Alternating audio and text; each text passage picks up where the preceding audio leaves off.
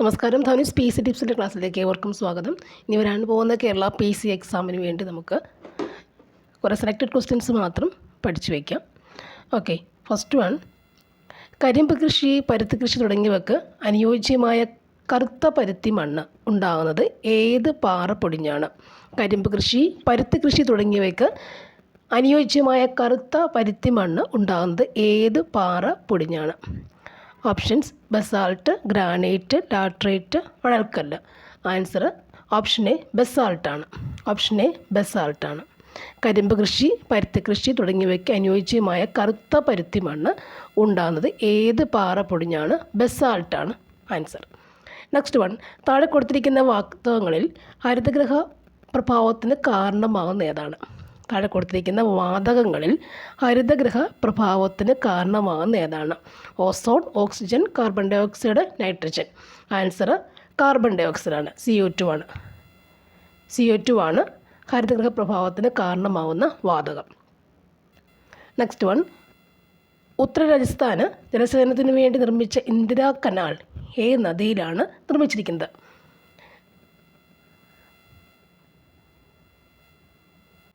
ഉത്തര രാജസ്ഥാന് ജലസേചനത്തിന് വേണ്ടി നിർമ്മിച്ച ഇന്ദിരാ കനാൽ ഏത് നദിയിലാണ് നിർമ്മിച്ചിരിക്കുന്നത്?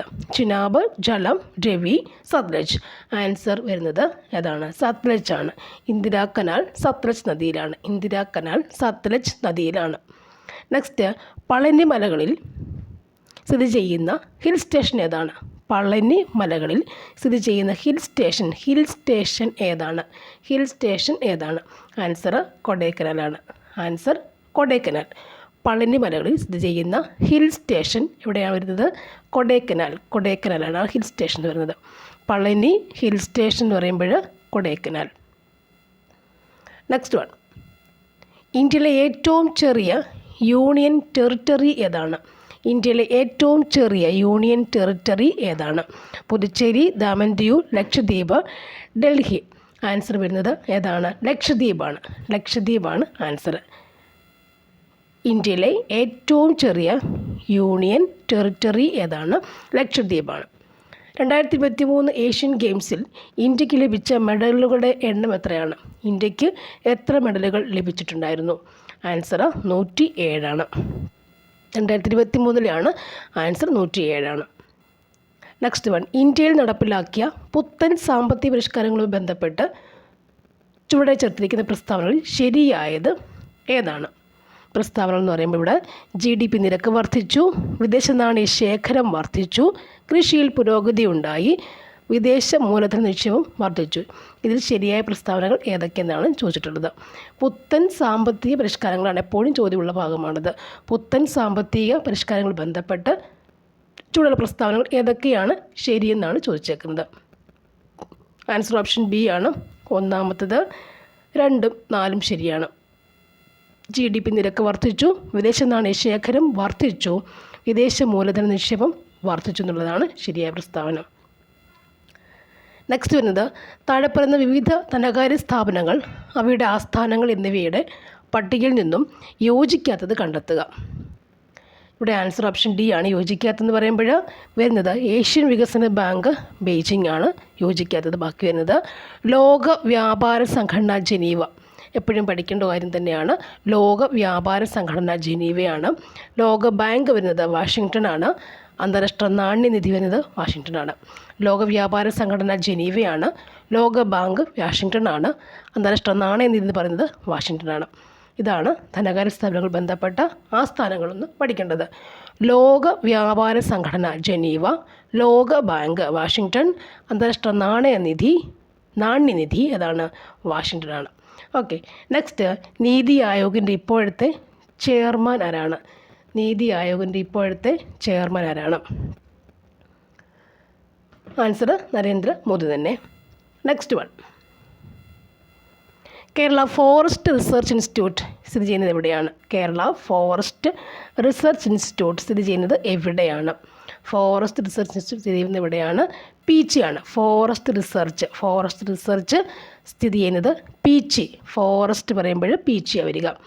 നെക്സ്റ്റ് വരുന്നത്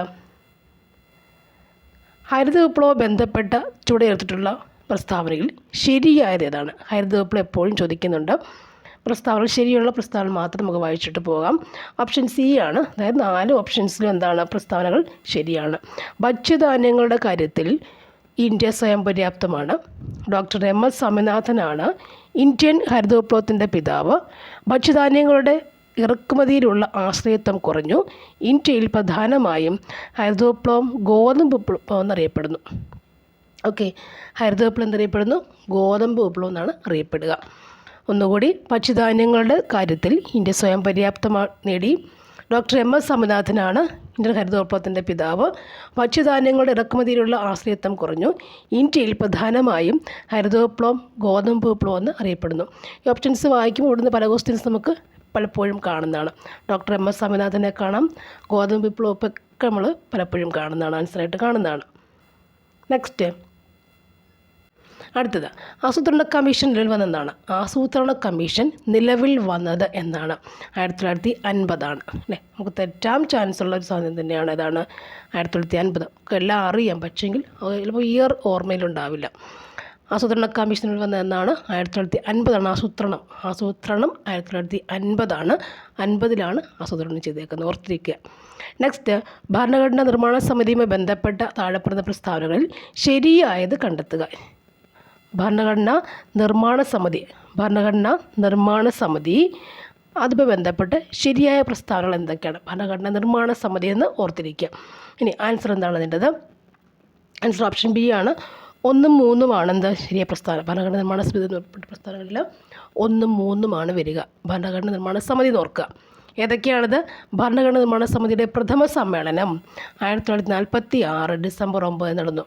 ഭരണഘടനാ നിർമ്മാണ സമിതിയുടെ പ്രഥമ സമ്മേളനം, ആദ്യത്തെ സമ്മേളനം 1946 ഡിസംബർ 9 നടന്നു. നെക്സ്റ്റ്, സമിതിയുടെ രൂപീകരണം ക്യാബിനറ്റ് മിഷൻ പ്ലാൻ നിർദ്ദേശം അനുസരിച്ചായിരുന്നു.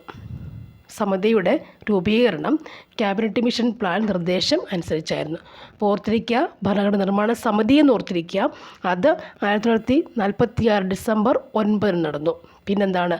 അതിൻ്റെ രൂപീകരണം ക്യാബിനറ്റ് മിഷൻ പ്ലാൻ നിർദ്ദേശം അനുസരിച്ച് ആയിരുന്നു. ഈ ഫാക്ട്സ് ഒക്കെ തന്നെ പഠിച്ചു വെക്കേണ്ടതുമാണ്. നെക്സ്റ്റ് വരുന്നത്, കേരളത്തിലെ ഭരണഘടന അഴിമതി ആരോപണങ്ങൾ അന്വേഷിക്കുന്നതിനും പരിഹരിക്കുന്നതിനും ആയി നിലവിൽ വന്ന കമ്മീഷൻ ഏതാണ്?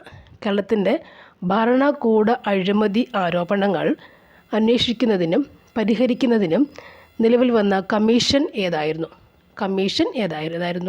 കേരള സംസ്ഥാന ലോകായുക്തയാണ്. കേരളത്തിലെ ഭരണകൂട അഴിമതി കേരളത്തിലെ ഭരണകൂട അഴിമതി ആരോപണങ്ങൾ അന്വേഷിക്കുന്നതിനും പരിഹരിക്കുന്നതിനും നിലവിൽ വന്ന കമ്മീഷൻ ഏതായിരുന്നു? കേരള സംസ്ഥാന ലോകായുക്തയാണ്. അടുത്തത്, ഇന്ത്യൻ ഭരണഘടന ഒരു കുറ്റാരോപിതന് നൽകുന്ന അവകാശങ്ങൾ ഏതൊക്കെയെന്ന് കണ്ടെത്തുക. ഇന്ത്യൻ ഭരണഘടന ഒരു കുറ്റാരോപിതന് നൽകുന്ന അവകാശങ്ങൾ ഏതൊക്കെയെന്ന് കണ്ടെത്തുക. ഇവിടെ ശരി ഉത്തരം എന്ന് പറയുന്നത് എല്ലാ പ്രസ്താവനകളും എന്നാണ് ആൻസർ. എല്ലാം നോക്കാം നമുക്ക്. ഒരു വ്യക്തിയെയും ഒരേ കുറ്റത്തിന് ഒന്നിലധികം തവണ ശിക്ഷിക്കാൻ പാടില്ല. ഒരു നിയമം നിലവിൽ വരുന്നതിന് മുമ്പുള്ള നടപടിയെ കുറ്റകൃത്യമായി പ്രഖ്യാപിക്കാൻ പാടില്ല. ഇവിടെ നിലവിൽ വരുന്നതിന് മുമ്പുള്ള നടപടിയെ കുറ്റകൃത്യമായി പ്രഖ്യാപിക്കാൻ പാടില്ല. ഇനി, ഒരു വ്യക്തിയെയും തനിക്കെതിരെ തെളിവുകൾ നൽകാൻ നിർബന്ധിക്കെതിരെ പാടില്ല. ഇതൊക്കെ സിമ്പിളായ കാര്യങ്ങളാണെങ്കിൽ നമ്മൾ ആ സമയത്ത് ഓർക്കാറില്ല. നെക്സ്റ്റ് വരുന്നത്, കേരള സർക്കാരിൻ്റെ നവകേരളം കർമ്മ പദ്ധതിയിൽ പെടാത്ത പദ്ധതി ഏതാണ്?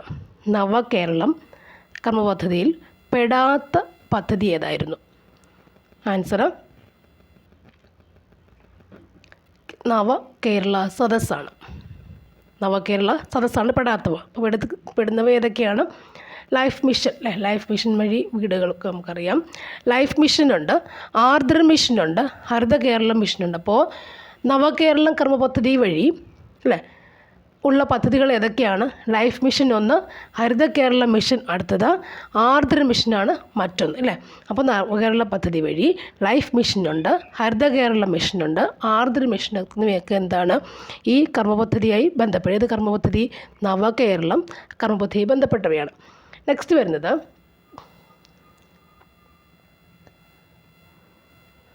ഇന്ത്യയുടെ റിപ്പബ്ലിക് ദിന പരേഡ് നടക്കുന്ന രാഷ്ട്രപതി ഭവൻ മുതൽ ഇന്ത്യ ഗേറ്റ് വരെയുള്ള പാതയ്ക്ക് അടുത്തിടെ നൽകിയ പുതിയ പേരെന്താണ്?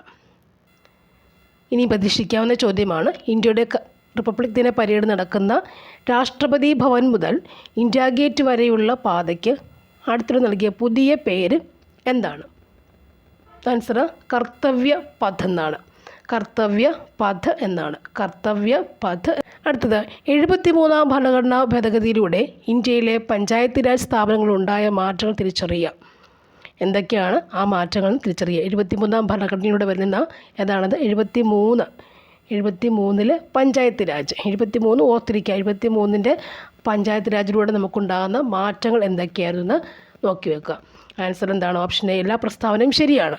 അപ്പോൾ 73ാം ഭരണഘടനാ പദ്ധതിയിലൂടെ പഞ്ചായത്ത് രാജ് നമുക്ക് ഓർത്തിരിക്കാൻ പറ്റും. അപ്പോൾ ഇനി എന്തൊക്കെയാണ് വന്നേക്കുന്ന മാറ്റങ്ങൾ? 1, ത്രിതല പഞ്ചായത്ത് നിലവിൽ വന്നു. ത്രിതല പഞ്ചായത്തുകൾ നിലവിൽ വന്നു. 3/1 കുറയാത്ത സീറ്റുകൾ സ്ത്രീകൾക്കായി സംവരണം ചെയ്തു. ഓർത്തിരിക്കുക, 73 പഞ്ചായത്ത് രാജ്. അപ്പോൾ എന്തൊക്കെ വന്നു? ത്രിതല പഞ്ചായത്ത് നിലവിൽ വന്നു. 3/1 കുറയാത്ത സീറ്റുകൾ സ്ത്രീകൾക്കായി സംവരണം ചെയ്യപ്പെട്ടു. 29 വിഷയങ്ങൾ ഉൾപ്പെടുത്തി 11ാം പട്ടിക ഭരണഘടനയുടെ ഭാഗമായി. ഒന്നുകൂടി, 73 പഞ്ചായത്ത് രാജാണ്. എന്തൊക്കെ മാറ്റങ്ങൾ വന്നു? ത്രിതല പഞ്ചായത്തുകൾ നിലവിൽ വന്നു. പിന്നെ 3/1 കുറയാത്ത സീറ്റുകൾ സ്ത്രീകൾക്കായി മാറ്റിവെച്ചു, സംവരണം ചെയ്തു. 29 വിഷയങ്ങൾ ഉൾപ്പെടുത്തി 11ാം പട്ടിക ഭരണഘടനയുടെ ഭാഗമായി തീരുകയും ചെയ്തു. വളരെ ഇമ്പോർട്ടൻ്റ് ആയൊരു ഫാക്ട് തന്നെയാണ് വന്നേക്കുന്നത്. 73 പഞ്ചായത്ത് രാജ് എന്ന് ഓർത്തിരിക്കുക. നെക്സ്റ്റ്, താഴെ തന്നിട്ടുള്ള വകുപ്പുകളിൽ കൺകറന്റ് ലിസ്റ്റിൽ ഉൾപ്പെടാത്ത വിഷയം ഏതാണ്? കൺകറന്റ് ലിസ്റ്റിൽ ഉൾപ്പെടാത്ത വിഷയം ഏതാണ്? വനമുണ്ട്, തൊഴിലാളി സംഘടനകളുണ്ട്, തദ്ദേശ സ്വയംഭരണ സ്ഥാപനങ്ങളുണ്ട്, വിദ്യാഭ്യാസമുണ്ട്. ഇവയിൽ കൺകറന്റ് ലിസ്റ്റിൽ ഉൾപ്പെടാത്ത വിഷയം ഏതെന്നാണ് ചോദിച്ചേക്കുന്നത്. ആൻസർ ഓപ്ഷൻ സി, തദ്ദേശ സ്വയംഭരണ സ്ഥാപനങ്ങൾ. തദ്ദേശ സ്വയംഭരണ സ്ഥാപനങ്ങൾ. ബാക്കി വനം എന്ന് പറയുന്നത് കൺകറന്റ് ലിസ്റ്റിലാണ്. തൊഴിലാളി സംഘടനകളും കൺകറന്റ് ലിസ്റ്റിലാണ്. വിദ്യാഭ്യാസം എന്താണ്? കൺകറന്റ് ലിസ്റ്റിൽ ഉൾപ്പെടുന്ന കാര്യമാണ്. അടുത്തത്, ഇന്ത്യ ഗവൺമെൻറ്റിൻ്റെ മുഖ്യ നിയമോപദേശകൻ ആരാണ്? ഇന്ത്യ ഗവൺമെൻറ്റിൻ്റെ മുഖ്യ നിയമോപദേശകൻ ആരാണ്? Answer attorney general. Answer attorney general. ചോദിക്കുന്ന ചോദ്യമാണ്, എപ്പോഴും ഇത് നോക്കി വെക്കുക. ഇന്ത്യ ഗവൺമെൻറ്റിൻ്റെ മുഖ്യ നിയമ ഉപദേശകൻ അത് അറ്റോർണി ജനറൽ. നിയമം അറ്റോർണിയാണത്. നിയമോപദേശകൻ ആരാണ്? അറ്റോർണി ജനറലാണ്. നിയമോപദേശകൻ അറ്റോർണി ജനറലാണ്.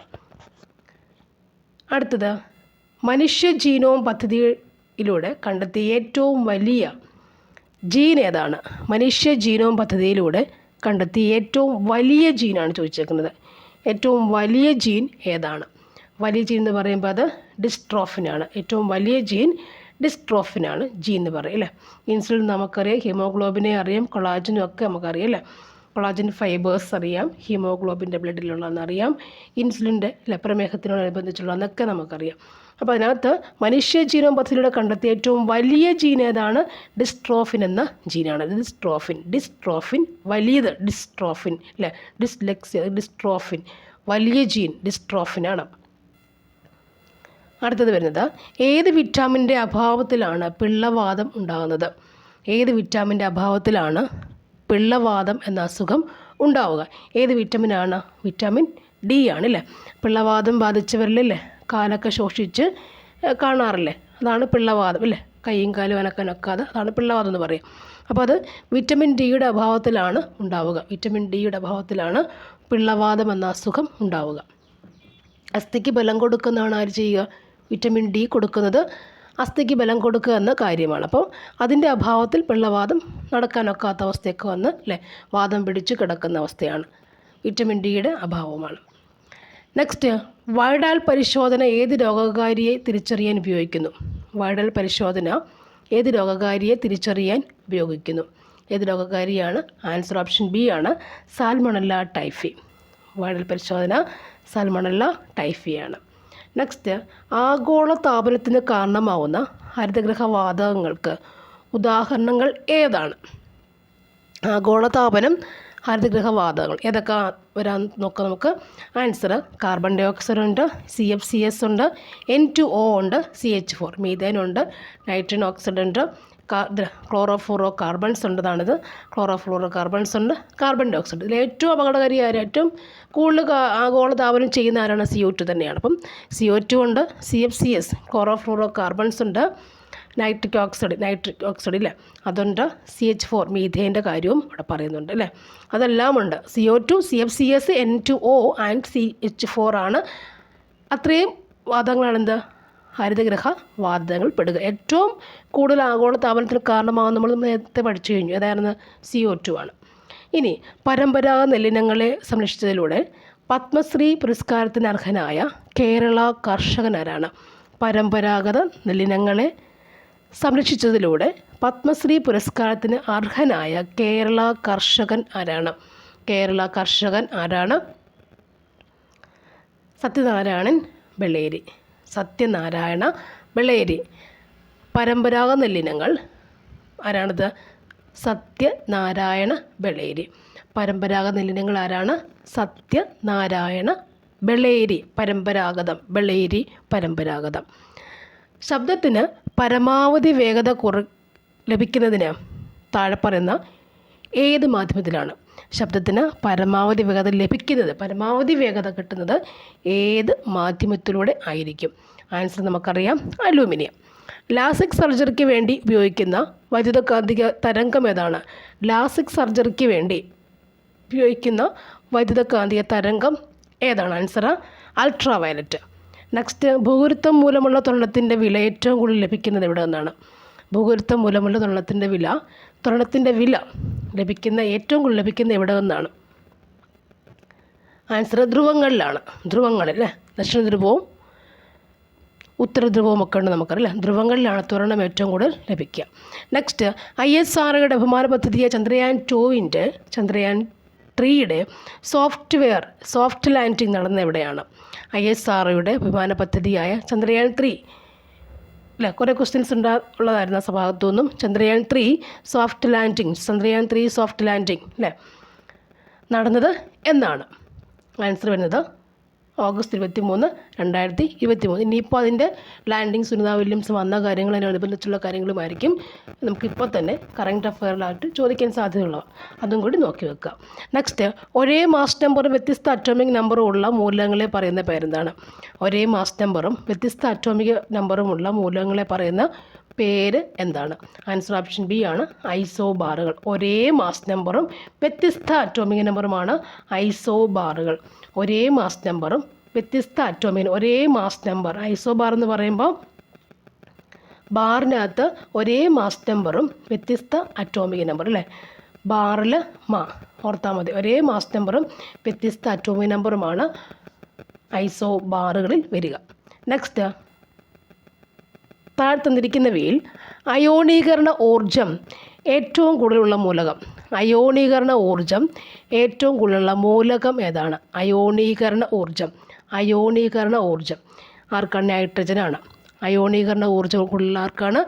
ഏറ്റവും കൂടുതലുള്ളത് ആർക്കാണ്? ഇവിടെ നൈട്രജനാണ്. നെക്സ്റ്റ്, ലൂയിസ് ക്ഷാരത്ത് ഉദാഹരണം. ലൂയിസ് ക്ഷാരം. ഇങ്ങനെ വെറൈറ്റി ക്വസ്റ്റ്യൻസ് ഒക്കെ നമുക്ക് പ്രതീക്ഷിക്കാം സയൻസിൽ നിന്ന്. ലൂയിസ് ക്ഷാരത്തിന് ഉദാഹരണം ഏതാണ്? ആൻസർ എന്താണ്? NH3 ആണ്. ടൈറ്റാനിയം ഡയോക്സൈഡ് നിർമ്മിക്കുന്നതിന് ഉപയോഗിക്കുന്ന ധാതു. ടൈറ്റാനിയം ഡയോക്സൈഡ് നിർമ്മിക്കുന്നതിന് ഉപയോഗിക്കുന്ന ധാതു ഏതാണ്? ഇൽമനൈറ്റ്. ഭൈരവിക്കോലം ഏത് കലാരൂപവുമായി ബന്ധപ്പെട്ടിരിക്കുന്നു? ഭൈരവിക്കോലം പടയണി. നെക്സ്റ്റ്, കിളിക്കാലം ആരുടെ ആത്മകഥയാണ്? കിളിക്കാലം എന്ന് പറയുമ്പോഴത് P. വത്സലയാണ്. വാട്ടർ പോളോ മത്സരത്തിൽ പങ്കെടുക്കുന്ന ഓരോ ടീമിലെയും ഗോൾ കീപ്പർ അടക്കമുള്ള കളിക്കാരുടെ എണ്ണം എത്രയാണത്? 7 വാട്ടർ പോളോ എന്ന് പറയുമ്പോൾ അത് 7. കേരള സാഹിത്യ അക്കാദമി പുരസ്കാരം 2022 നേടിയ സമ്പർക്കക്രാന്തി എന്ന നോവൽ എഴുതിയതാരാണ്? വി. ഷിനിലാൽ. സമ്പർക്കക്രാന്തി ഷിനിലാൽ. മികച്ച മലയാള ചിത്രത്തിനുള്ള 69ാമത് ദേശീയ ചലച്ചിത്ര പുരസ്കാരം നേടിയ ഹോം സംവിധാനം ചെയ്തത് ആരാണ്? Answer Rojin Thomas. Answer Rojin Thomas. Next വരുന്നത് 1, 5, 14 എന്ന സംഖ്യാശ്രേണിക്ക് പറയുന്ന പേര് എന്താണ്? സ്തൂപികാ സംഖ്യകൾ എന്നാണ് പറയുക. സ്തൂപികാ സംഖ്യകൾ എന്നാണ് പറയുക. സ്തൂപികാ സംഖ്യകൾ. നെക്സ്റ്റ് 3 സംഖ്യകളുടെ തുക 572. ഒന്നാമത്തേത് രണ്ടാമത്തേതിന് ഇരട്ടിയാണ്. മൂന്നാമത്തേത് ഒന്നാമത്തേതിൻ്റെ 3ൽ 1 എങ്കിൽ അവയിൽ ഒരു സംഖ്യ താഴെ പറയുന്നവയിൽ ഏതാണ്? ആൻസർ 104.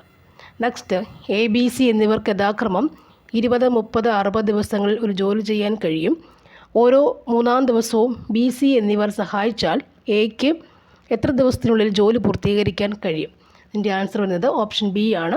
15 ദിവസമാണ് ആൻസർ. നെക്സ്റ്റ് വരുന്നത് 3/4, 1, 1.5, 2 and 1/4 എന്ന ശ്രേണിയിലെ പദം അല്ലാത്തത് താഴെ പറയുന്നവയിൽ ഏതാണ്? ആൻസർ ഓപ്ഷൻ B 4 ആണ്. 55ൻ്റെ ആൻസർ വരുന്നത് ഓപ്ഷൻ D ആണ്. 8.5. ഓരോ വർഷവും 50% വീതം വേസ്റ്റ് വർദ്ധിച്ചുകൊണ്ടിരിക്കുന്നു എന്നാണ് പഠന റിപ്പോർട്ട്. 2020 ഏകദേശം 20 കോടി ടൺ വേസ്റ്റ് ഉണ്ടെന്നാണ് കണക്കാക്കപ്പെടുന്നത്. എങ്കിൽ 2024 ആകുമ്പോൾ എത്ര ടൺ വേസ്റ്റ് ഉണ്ടാകാൻ സാധ്യത ഉണ്ട്? ആൻസർ ഓപ്ഷൻ A ആണ്. 34.98. ഒരു വശം 2 സെൻറ്റിമീറ്റർ ആയ സമചതുരത്തിൽ വികർണം വൃത്തത്തിൻ്റെ വ്യാസമാണ്. ഒരു വശം 2 cm ആയ സമചതുരത്തിൻ്റെ വികർണം വൃത്തത്തിൻ്റെ വ്യാസമാണ് എങ്കിൽ വൃത്തത്തിൻ്റെ ചുറ്റളവ് എത്രയാണ്? Answer option C 2√2 π centimetre. Next computer എന്ന വാക്കിനെ PMOCRETU എന്ന് എഴുതിയാമെങ്കിൽ ഡെസിഫർ എന്നതിനെ എങ്ങനെ എഴുതാൻ പറ്റും? ആൻസർ ഓപ്ഷൻ A ആണ്. നെക്സ്റ്റ് ഇംഗ്ലീഷ് നോക്കാം. Complete the clause suitably. ക്ലോസസിനെ നോക്കാം. If I had attended the wedding, I dash. If I had attended the wedding, I dash. Option A could have met him. Option B could have met him. Option C would meet him. Option D could meet him. If I had attended the wedding. If I had attended the wedding, അതിൻ്റെ answer നമ്മൾ എന്താ വരിക? Could have met him അല്ലേ? If I had വന്നുകൊണ്ട് could have met him. അടുത്തത് identify the correctly spelt word from the following. Correct spelt ആയ വേർഡിനെ identify ചെയ്യുന്നതാണ് ആൻസർ. കറക്റ്റ് സ്പെൽറ്റ് ഏതാണ്? ഓപ്ഷൻ C കൊളീഗ് എന്നുള്ള ഓപ്ഷൻ C ആണ്. COLLEAGUE കൊളീഗാണ് correctly spelt word. COLLEAGUE COLLEAGUE ആണ് colleague. Next fill in the blanks using the appropriate phrasal verb. appropriate phrasal verb കണ്ടെത്തുക. The match has been dash due to bad weather. The match has been dash due to bad weather. അവിടെ എന്ത് ചേർക്കണം? Phrasal വെർബുകൾ ചേർക്കണം അല്ലേ? Called at ഉണ്ട്, called off ഉണ്ട്, called on, called. ഇതൊക്കെ സെപ്പറേറ്റ് മീനിങ് ഉള്ള വാക്കുകളാണ്. അപ്പോൾ ഏതാണ് അവിടേക്ക് മാച്ച് ചെയ്യാമെന്ന് ആലോചിക്കണം. ആൻസർ ഏതാണ് നമുക്ക് എഴുതേണ്ടത് ഇവിടെ? ഓപ്ഷൻ B ആണ്. കോൾഡ് ഓഫ് ആണ് വരിക. The match has been called off due to bad weather അല്ലേ? മാറ്റി വെക്കേണ്ടി വന്നു ബാഡ് വെതർ കാരണം. Next use the correct tense form. Correct tense form അല്ലേ? പാസ്റ്റ് പ്രസൻറ്റ് പോലെ ടെൻസ് ഫോമുകൾ, ഫ്യൂച്ചർ പോലെ ടെൻസ് ഫോമുകൾ യൂസ് ചെയ്യുക. ഏതാണ് കറക്റ്റ് വരിക എന്ന് നോക്കാം. He usually dash to office by bus. Usually ഒക്കെ വരുമ്പോൾ നമുക്ക് ഓർക്കാം അല്ലേ? He usually dash to office by bus. Answer എന്താ വരിക? ഓപ്ഷൻ C ആണ്. ഗോസ് അല്ലേ? പ്രസൻറ്റ് ടെൻസിലൊക്കെ തന്നെ അങ്ങ് പൊക്കോളും. He usually goes to office by bus. ഇനി fill in the blanks using the correct verb. The correct verb ചേർക്കാൻ. The cutlery I bought yesterday. Cutlery അല്ലേ? Cutlery I bought yesterday dash quite expensive. The cutlery I bought yesterday dash quite expensive. അവിടെ yesterday വന്നിട്ടുണ്ടല്ലേ? അപ്പോൾ എന്ത് ചേർക്കണം എന്നുള്ളത് നോക്കുക. Answer എന്താ വരിക? ഈസ് ആണ് കേട്ടോ. Cutlery I bought yesterday is quite expensive ആണ് വരിക. അടുത്തത് which among the following is an adjective. ഏതവിടുത്തെ ആഡ്ജക്റ്റീവാ? അൺകാനിലി ആണോ, മെൻഡെയിൻ, കമൻസ്, റിഗർ, ഇതിലേതാണ് ആഡ്ജക്റ്റീവായി നമ്മൾ ചേർക്കാറുള്ളത്? ഏതാണ്? മെൻഡെയിൻ എന്നുള്ളതാണ് ആഡ്ജക്റ്റീവായി നമ്മൾ ചേർക്കാറുള്ളത്. Option B. Next change into passive voice. Someone has asked John to make a speech at the meeting. ഇതിനെ പാസീവ് വോയിസിലേക്ക് ആക്കാനാണ് പറഞ്ഞേക്കുന്നത്. സെൻറ്റൻസിനെ someone has passed John to make a speech at the മീറ്റിങ്ങിനെ പാസീവ് വോയിസിലേക്ക് മാറ്റുന്നു അല്ലേ. ഇവിടെ ഏത് ആൻസർ വരും? പാസീവ് വോയിസിലേക്ക് മാറ്റുമ്പോൾ എങ്ങനെ വരും നോക്കാം അല്ലേ. എങ്ങനെയായിരിക്കും ആൻസർ വരിക? ആൻസർ ഏതാണ്? ഓപ്ഷൻ സി ആണ് ആൻസർ. ജോൺ അല്ലേ. John has been asked to make a speech at the meeting by summon അല്ലേ. ഇതിനെ തരംതിരിച്ച് ഇട്ട് വരുമ്പോൾ ശരിയാവും അല്ലേ. സബ്ജക്റ്റ് ആദ്യം ജോൺ എടുത്ത് വെച്ചിട്ടങ്ങ് ചെയ്താൽ മതി. John has been asked to make a speech at the meeting by someone. ഇനി pick out the word from the options which means a swear falsely. Answer goes to ഏതാണ്? ആൻസർ ഓപ്ഷൻ എ ആണ്, perjure അല്ലേ. Perjure എന്നാണ് answer. Perjure എന്നാണ് answer. Option A ആണ്. Choose the appropriate question tag. Let's go for a movie. Let's ഒക്കെ വന്നിട്ടുണ്ടല്ലേ. അപ്പോൾ നോക്കുക, ലെറ്റ്സ് ഗോ ഫോർ എ മൂവിക്ക് എന്താണ് ക്വസ്റ്റ്യൻ ടാഗ് വരിക? Answer option D, shall we. അടുത്തത് which among the following is a synonym of the word pensive. Which among the following is a synonym of the word pensive. പെൻസീവിൻ്റെ synonym answer contemplative. Option A contemplative. Next ശരിയായ രൂപം ഏതാണ്? ഇതിലെ കൈയെഴുത്ത് ഇതിൻ്റെ സ്പെല്ലിങ്ങിൽ ഏതാണ് ശരിയായ രൂപം എന്നാണ് ചോദിച്ചേക്കുന്നത്. ആൻസർ എന്താണ്? ഫസ്റ്റ് വൺ കൈയെഴുത്ത് ഓപ്ഷൻ എ ആണ് ശരി. ഇനി നെന്മണി എന്ന പദം പിരിച്ചെഴുതുക. നെന്മണി എന്ന പദം പിരിച്ചെഴുതുക. നെല്ല് കണ്ടോ, നെല ആദ്യം മണിയാണ് നെൽമണി. ഇനി വ്യാകരണം അറിയുന്നവൻ എന്നതിൻ്റെ ഒറ്റപ്പദം, വ്യാകരണം അറിയുന്നവൻ്റെ ഒറ്റപ്പദം എന്താണ്? വൈയാകരൻ അല്ലേ. വൈയാകരനാണ്. വ്യാകരണം അറിയുന്നവൻ വൈയാകരൻ. വ്യാകരണം അറിയുന്നവൻ വൈയാകരൻ. അടുത്തത് ചിലർ എന്ന പദം ഏത് വചനമാണ്? വചനം. ചിലർ എന്ന പദം ഏത് വചനമാണ് പറയണത്? ഏകവചനമാണോ ദ്വിവചനമാണോ എന്നാണ് ചോദിക്കുന്നത്. ആൻസർ നമുക്കെന്താണ്? അലിംഗ ബഹുവചനമാണ് ചിലർ. ലിംഗത്തിൽ എല്ലാവരും അല്ലേ. അലിംഗ ബഹുവചനമാണ് ചിലർ അല്ലേ. ചിലർ എന്ന് പറയുമ്പോൾ ബഹുവചനമാണ് കൂടിയാണ് നമുക്കറിയാതെ. എന്നാൽ ഏകവചനമാണോ ദ്വിവചനമാണോ സ്ത്രീലിംഗമാണോ പുല്ലിംഗമാണോ ഒന്നുമല്ല. മീൻസ് അലിംഗ ബഹുവചനമാണ് ചിലർ. പിന്നെ പല്ലവപുടം. പല്ലവപുടം വിഗ്രഹിച്ചെഴുതുക. പല്ലവപുടം എന്ന് പറയുമ്പോഴത് പല്ലവത്തിൻ്റെ പുടം. പല്ലവപുടം പല്ലവത്തിൻ്റെ പുടമാണ് പല്ലവപുടം. സമാന പദം എഴുതുക. സമാന പദം എഴുതുക. സമാന പദം എഴുതുമ്പോൾ അത് ഏത്? മഞ്ഞിന് പ്രാലേയം.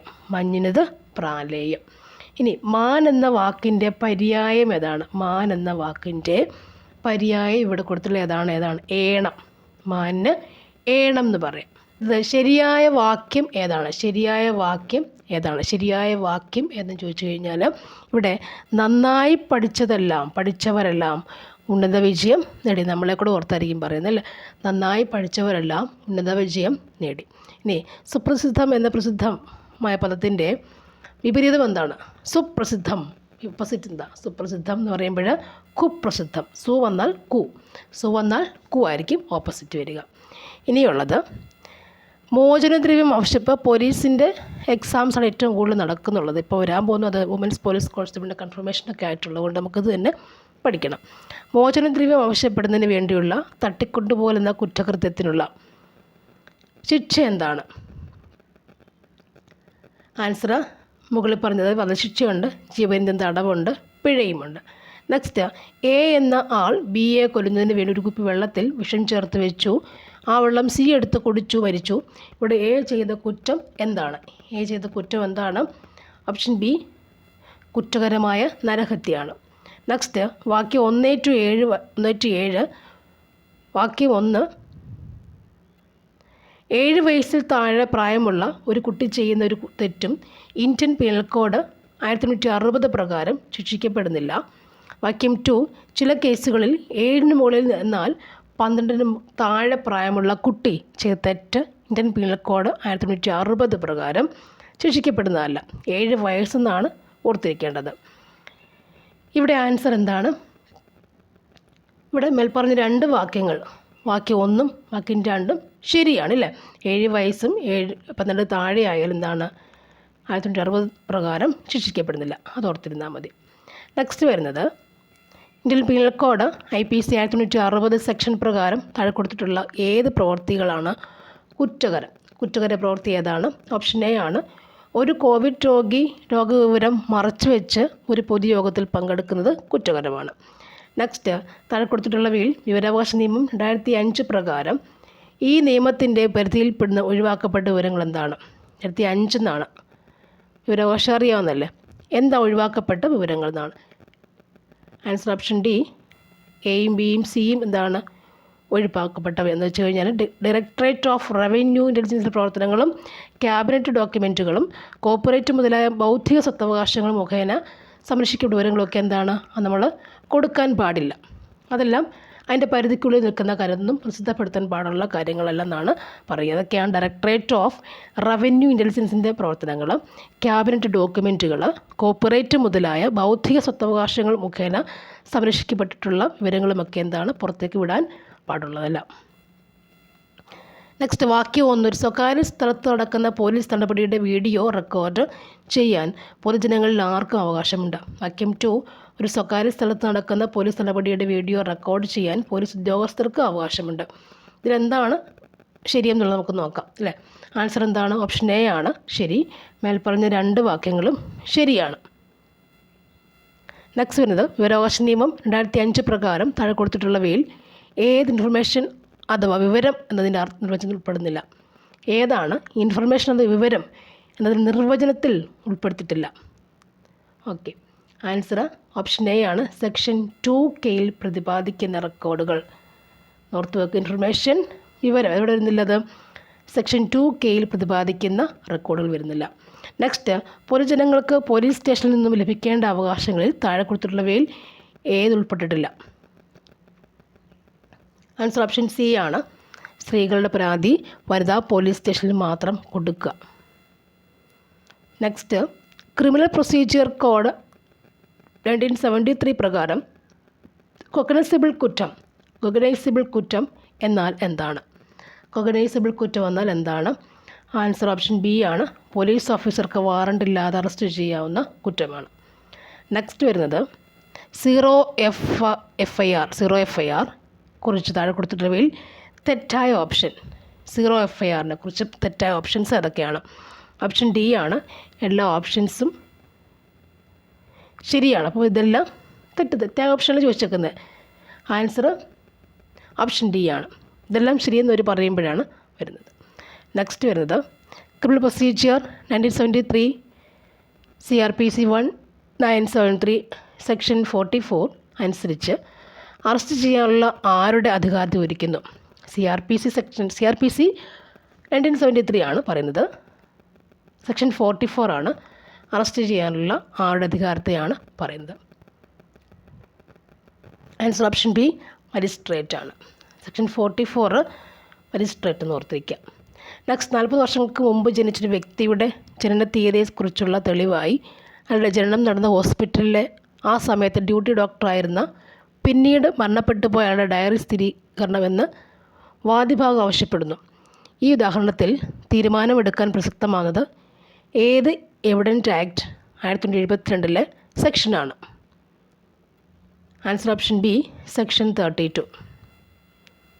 ജനന തീയതിയെക്കുറിച്ചുള്ള വരുന്നത് സെക്ഷൻ 32 ആണ്. വാക്യം 1.